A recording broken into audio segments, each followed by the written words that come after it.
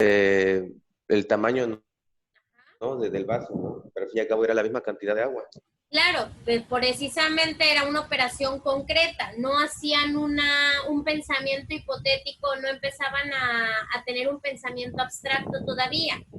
El darte cuenta que aunque sea diferente el tamaño del vaso, pero tiene el mismo líquido del vaso uno del que estaba y le cabe igual, quiere decir que es la misma cantidad de agua, solamente que cambió de forma. Esa parte se llama pensamiento abstracto. Y ya un niño a partir de los 11 años logra hacer esa inferencia, logra llegar a esa conclusión. Eso se llama operaciones formales. Díganme un ejemplo de pensamiento abstracto. ¿Quién sabe qué es el pensamiento abstracto, cómo funciona o para qué nos sirve?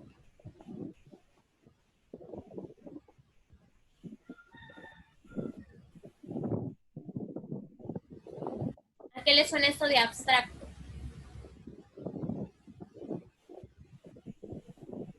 Como distorsionado, pero con un significado. ¿Cómo qué? Como si una imagen fuera, una imagen estuviera totalmente distorsionada, pero tiene un ¿Ah? significado. Sí, así, ese es un pensamiento abstracto. El que alguien vea una pintura y le tome un significado de acuerdo a lo que percibe es un pensamiento de tipo abstracto. Otro momento en el que utilizamos el pensamiento abstracto son con las analogías o las metáforas o los dobles sentidos. Todo eso son ejemplos de pensamiento abstracto. Si yo les digo a ustedes la frase de estoy cansada de besar sapos, ¿ustedes qué me entienden que estoy diciendo? Como debe ser personas feas. De pensar personas feas. ¿Qué otra cosa se puede decir? Estoy cansada de besar sapos. Es como una palabra de un libro de cuentos. ¿Pero qué significa? O sea, a nivel coloquial, ¿qué significa la frase estoy cansada de besar sapos? Como cantar busca de la persona perfecta. Ándale, ese es el significado abstracto de la frase. Que ya estoy cansada de tantos fracasos. Viene obviamente del cuento de la princesa y el sapo, donde pesa un sapo y resulta que se convierte en príncipe. Pero acá estamos hablando de la vida real. Si yo estoy buscando a la persona ideal y aunque le dé oportunidades, resulta que sigue siendo un sapo. Tomando en cuenta el sapo no de manera literal, sino de manera abstracta, de un significado. Si yo le digo esa misma frase a un niño menor de 11 años, como de los 6 o 7 años, ¿él qué va a pensar? Está besando En animales. Que realidad está realmente besando. obeso sapos. Exactamente. Ese es un pensamiento concreto, es un pensamiento literal. Por eso los niños cuando se les cuenta chistes tienen que ser chistes muy simples o muy literales para que los logren entender. No logran captar el doble sentido, una analogía, una metáfora, no porque sean tontos, sino porque todavía su estructura en el procesamiento de la información no la tiene, no tiene ese alcance aún en su pensamiento.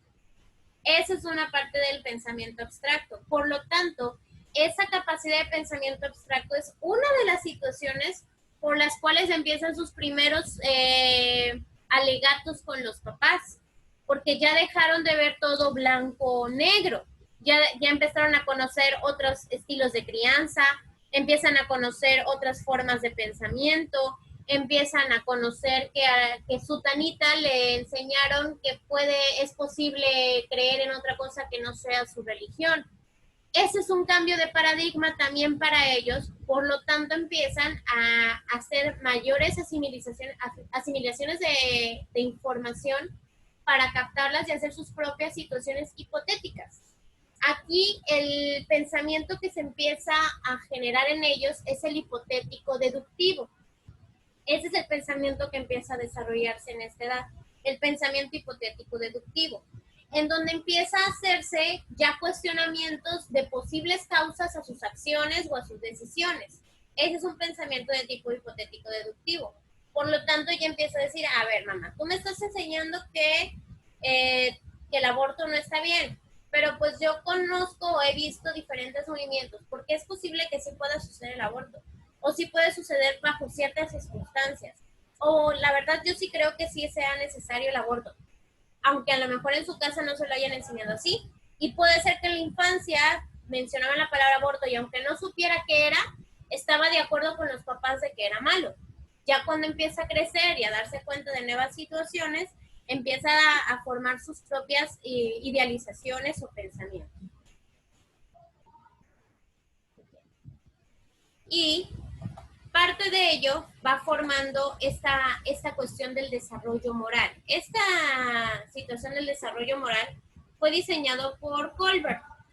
Colbert estudió el desarrollo moral generalmente en los niños varones, aunque ciertas cosas también aplica en las mujeres, aunque hubo un ligero cambio con Gilligan.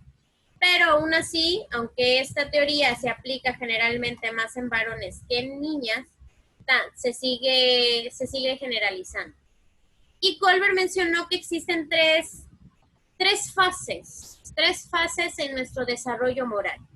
Primero tenemos una moral preconvencional, de ahí tenemos una moral convencional y luego una moral postconvencional. Aquí siempre hago una pregunta, ¿por qué creen que la primera etapa dice de 4 años a 10 años? ¿Por qué no puede ser una etapa menor o no puede ser una edad menor de 4 años?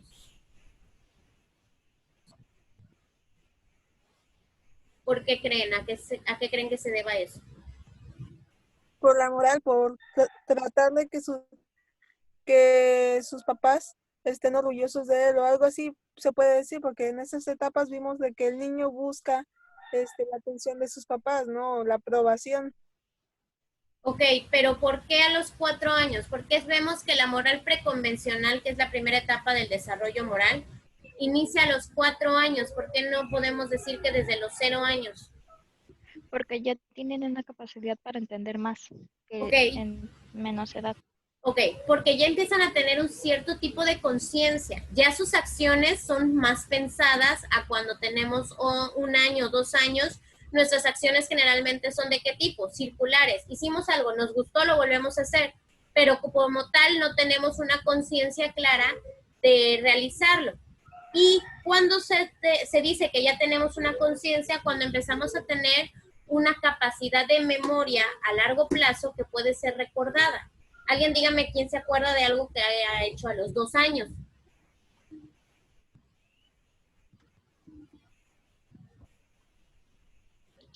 No, pues ¿Alguien se nadie, aventa de un Ni idea. evento a los 2 años?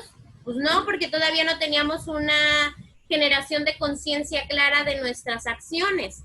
¿Cuándo empezamos a tener una conciencia clara? Pues como de los 3 años y medio, 4 años. Todavía es posible que ustedes me digan algo que hacían a los 4 o 5 años.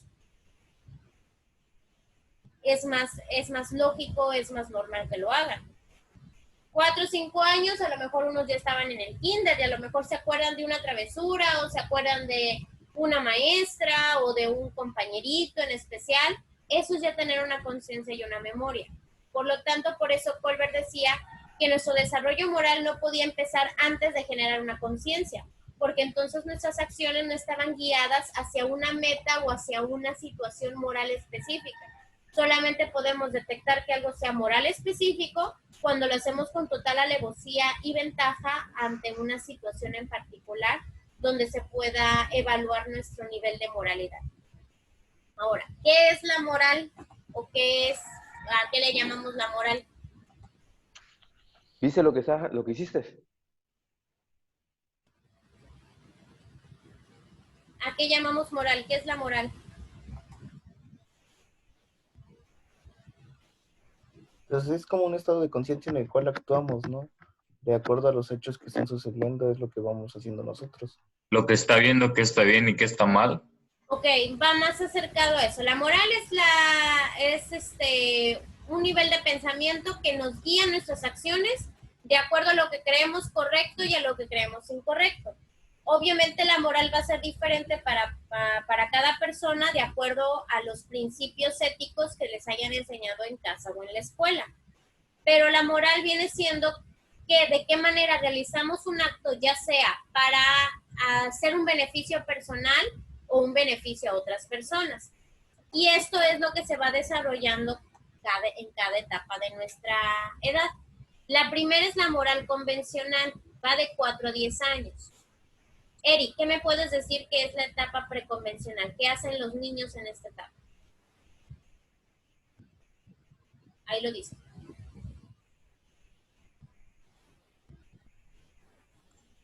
Las personas actúan según controles externos, obedecen reglas para evitar castigos y obtener recompensas. Okay. En otras palabras, el niño en esta etapa Se porta bien. Su actuar, más que portarse bien, va a hacer cosas de acuerdo a lo que le den o no le den. ¿Por qué? Porque puede un niño incluso en una etapa moral preconvencional cometer un delito, un crimen, pero lo está haciendo porque le están diciendo que le van a dar algo que le gusta mucho. No, pues fíjate, mira, ve a la tienda y te vas a agarrar un paquete de pan y te sales corriendo. Aunque el niño sepa que a lo mejor robar está mal, puede llegar a hacerlo siempre y cuando obtenga un tipo de recompensa externa. Mira, si te robas el pan, yo te doy a ti 100 pesos. Ándale. Ese es un tipo de moral preconvencional, que en algunos casos puede ser que tenga un tipo de jerarquía ética y de valores muy fuerte que no lo haga, sí, pero generalmente no, sobre todo si estamos hablando si está desde los 4 a los 8 años o 6 años, es probable que robe el pan por los 6 pesos, sin tomar en consideración que robar esté mal. Los llamados acuerdos, ¿no? Entre niños y papás. Exactamente, o con cualquier otra persona que él delegue como una autoridad. Uh-huh. Por eso, esta es una etapa preconvencional, todavía es una etapa muy inmadura. Su actuar es completamente externo, no es tan interno. Él actúa de acuerdo a lo que le digan los otros. Como los niños que utilizan para las guerrillas. Sí. Se los secuestran desde muy chiquitos y pues les dan un arma y los enseñan y pues obviamente cuáles son sus factores externos que los intimidan, los amenazan en matarlos a ellos o a alguien muy querido por ellos si no hacen lo que les dicen. Esa es la que aparte hablamos de la moral convencional. Ya de ahí, que es parte de la adolescencia y que de acuerdo a Colbert, menciona que hay veces que no salimos de esa etapa, es la moral convencional, que hay veces en las que nos podemos quedar en esa etapa y no pasar a la etapa postconvencional. No pasa nada de malo, solamente que actuamos, nuestras acciones van dirigidas de otra manera. Arlet, ¿me puedes leer qué dice de la moral convencional, por favor? Se logra después de los 10 años y algunos ahí se quedan. Ya se han internizado las normas de las figuras de autoridad, se preocupan por ser buenos, de complacer y mantener el orden social. Gracias, Arlet. ¿Qué les está diciendo de esa etapa?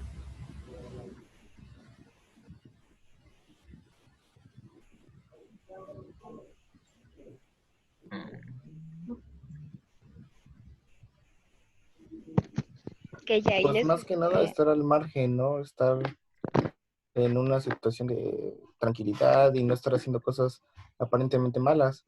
Estar como que siempre a las órdenes de las personas adultas o lo que digan. Ok. ¿Alguien más?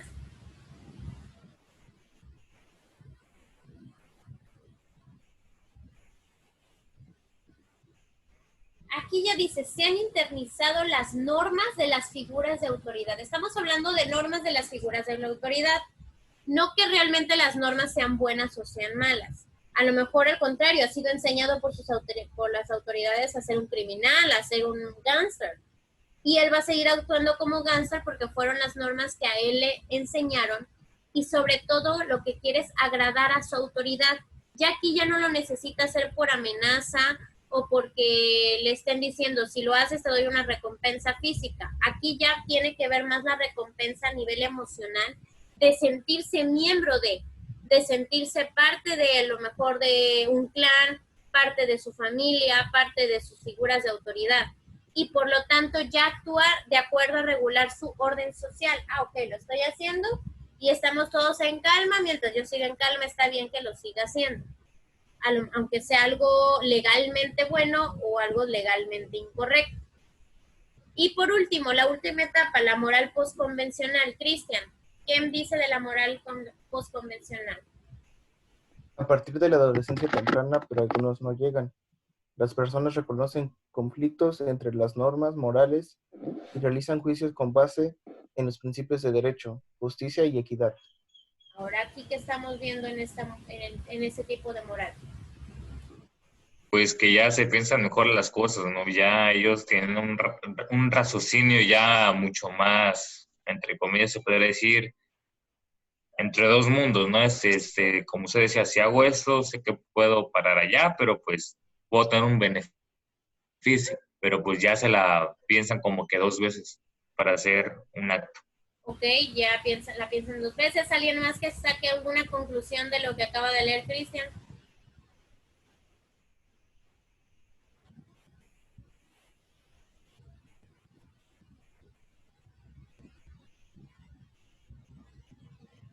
Ya están basados más a saber que si hacen o actúan de alguna forma o hacen algo, ya saben que pueden tener consecuencias.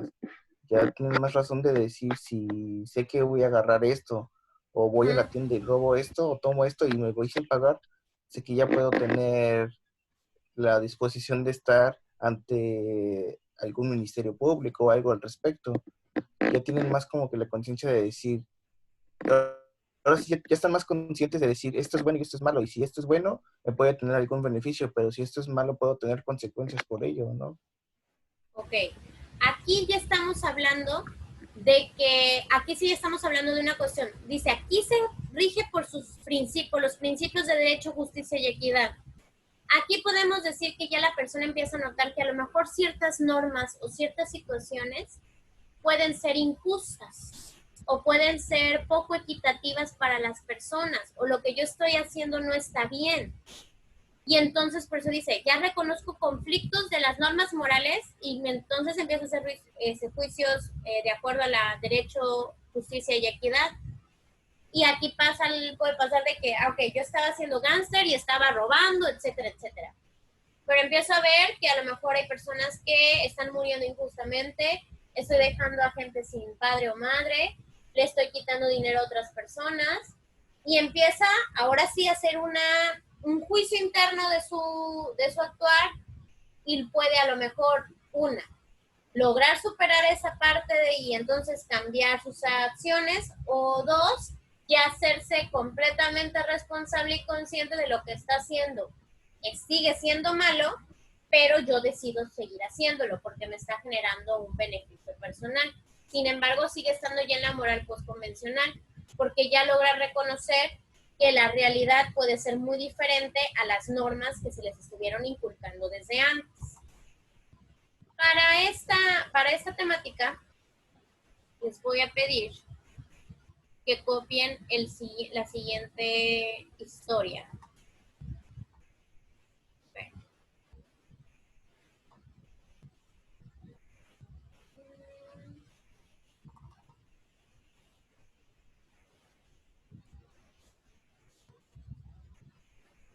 No sé si el de ustedes lo traiga, el del farmacéutico.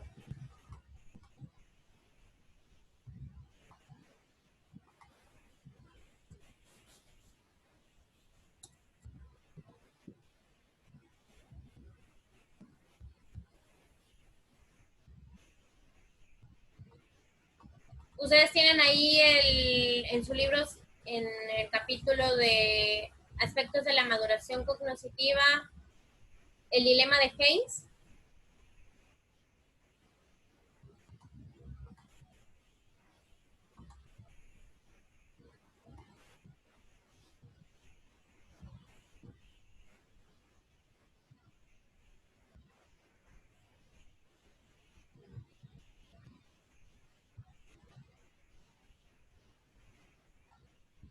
Creo que no.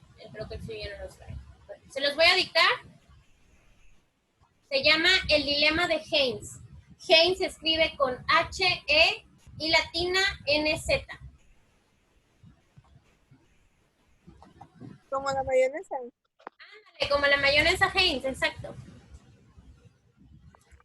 ¿Cuál es el título? ¿Mande? ¿Cuál es el título? El dilema de Heinz.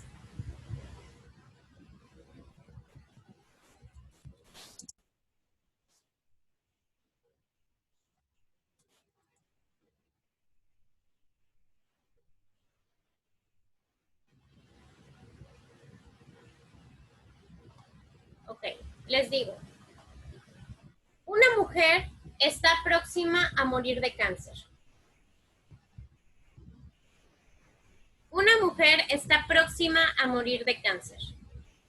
Un farmacéutico ha descubierto un medicamento que, según los médicos, puede salvarla.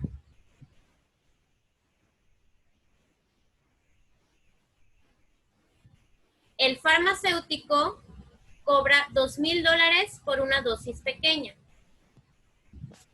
Puede dictarlo desde cáncer. Sí. Una mujer está próxima a morir de cáncer. Un farmacéutico ha descubierto un medicamento que, según los médicos, puede salvarla.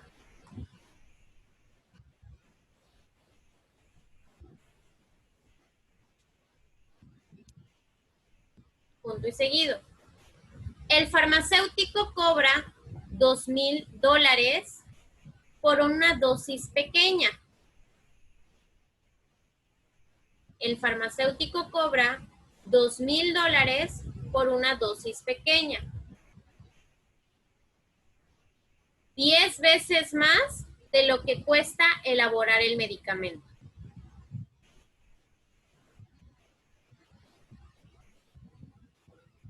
¿Van bien? ¿Cuánto cobra el farmacéutico?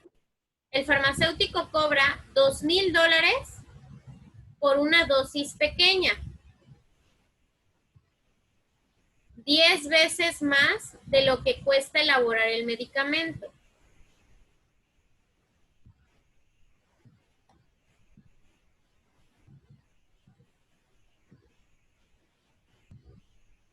¿Van bien?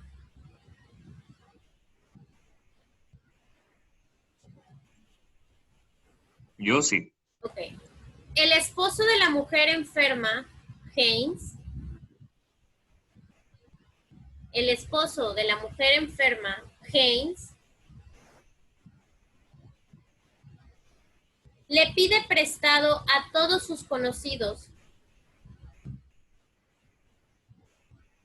Le pide prestado a todos sus conocidos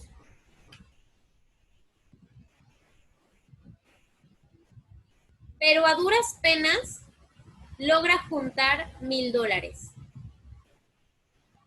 El esposo de la mujer enferma, Heinz, le pide prestado a todos sus conocidos, pero a duras penas puede juntar $1,000. Le ruega al farmacéutico que le venda el medicamento en $1,000. Le ruega al farmacéutico que le venda el medicamento en $1,000. O que le permita pagarle luego el resto.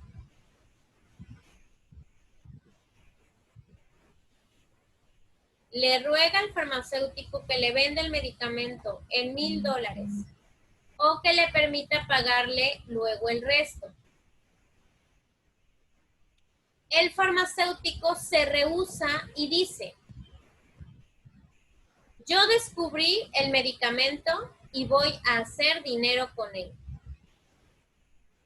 El farmacéutico se rehúsa y dice: yo descubrí el medicamento y yo voy a hacer dinero con él. Heinz, desesperado, irrumpe en la tienda del hombre y roba el medicamento. Heinz, desesperado, irrumpe en la tienda del hombre y roba el medicamento.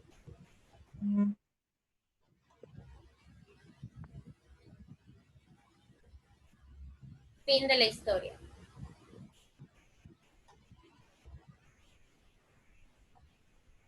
¿Ya lo copiaron todo?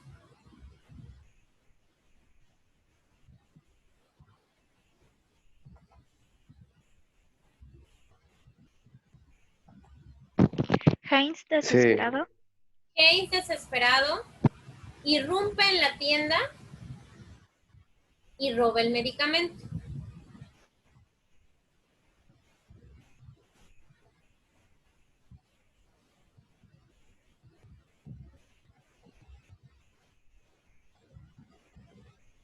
¿Listo?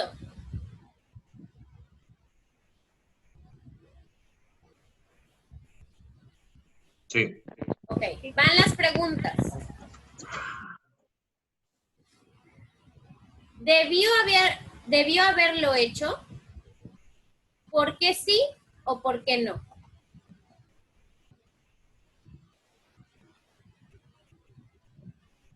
Esa pregunta la van a contestar ustedes con su propio argumento. Esa es la tarea.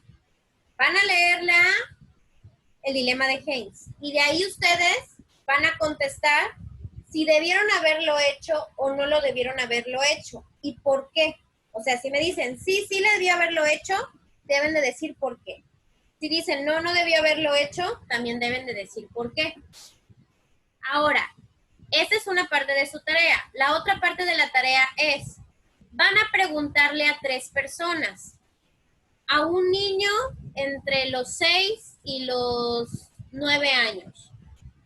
A un adolescente de entre los 12 y 16 años.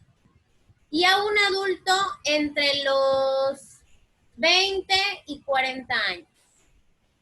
Esas 3 personas le van a ustedes a contar esta historia y le van a hacer la misma pregunta. Lo que la persona les quiera contestar, pero también le tienen que preguntar si lo hubiera hecho o... ¿Mande? ¿El niño de qué edad? Entre los 6 a los 9 años.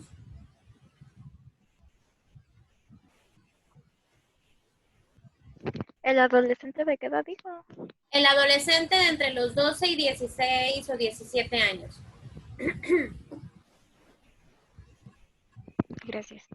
De nada. Y esas respuestas las van a anotar. Las van a anotar y no las van a subir ahorita a la plataforma. Las van a anotar y las van a tener listas para el día de nuestra clase, que es el siguiente martes. Porque vamos a mencionar qué respondieron esas personas y compararla con los niveles de moralidad, para ver si podemos detectar en qué nivel de moralidad se encuentran ustedes, en qué nivel de moralidad se encuentra el niño, el adolescente y el adulto. ¿De acuerdo?